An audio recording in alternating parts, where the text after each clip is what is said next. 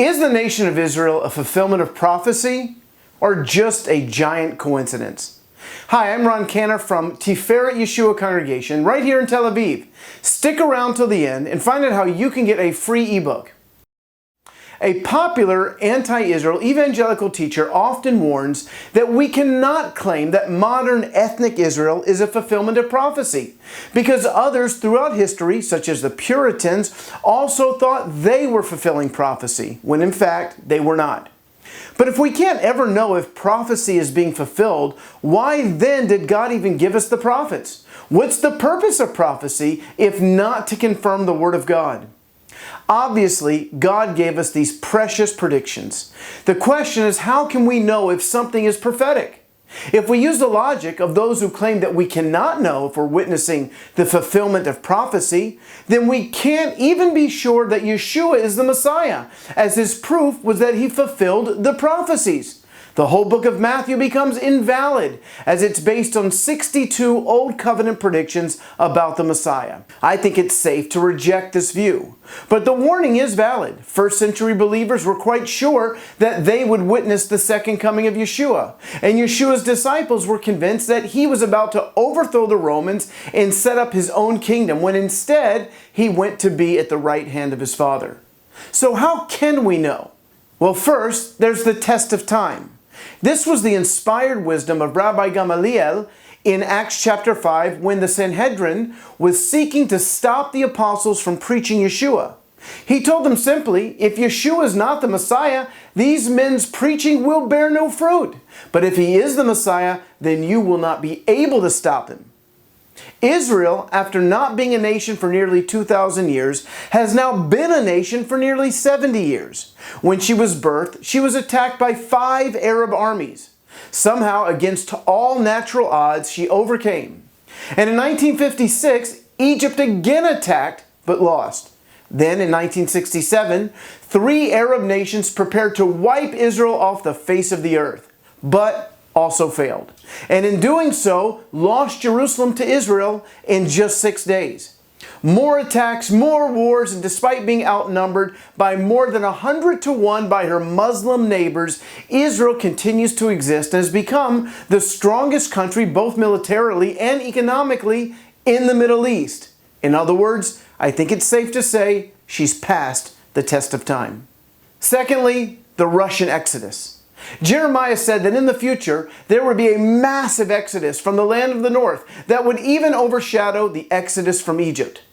However, the days are coming, declares the Lord, when it will no longer be said, as surely as the Lord lives, who brought the Israelites up out of Egypt, but it will be said, as surely as the Lord lives, who brought the Israelites up out of the land of the north and out of all the countries where he had banished them. For I will restore them to the land I gave their ancestors. I remember in the 80s, books were written about this prophecy. One was actually called Exodus 2, claiming that soon over 1 million Russian-speaking Jews would be released from the Soviet Union.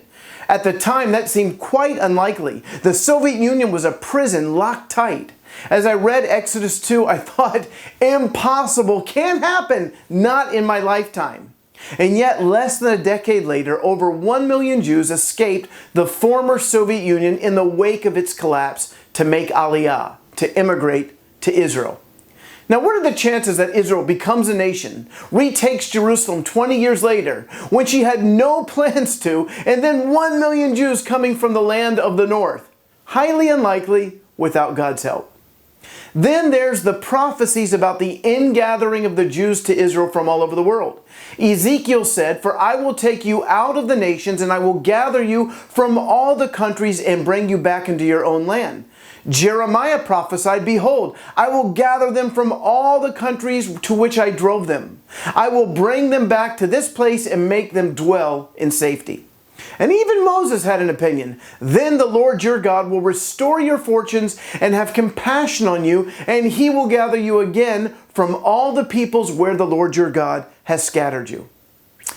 The evidence is pretty overwhelming, folks.